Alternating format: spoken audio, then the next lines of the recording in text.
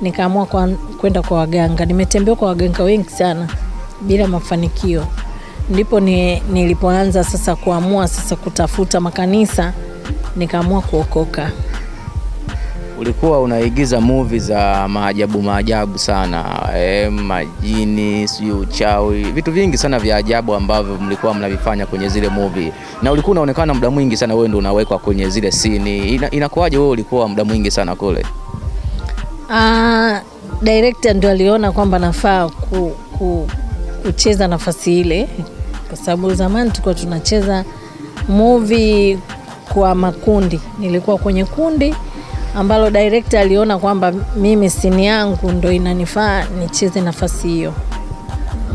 Wanasema kwamba ukiona mtu anaigiza kama mchawi, mganga, wanasema kwamba huenda na yeye vionjo hivyo ama viashiria hivyo anavyo.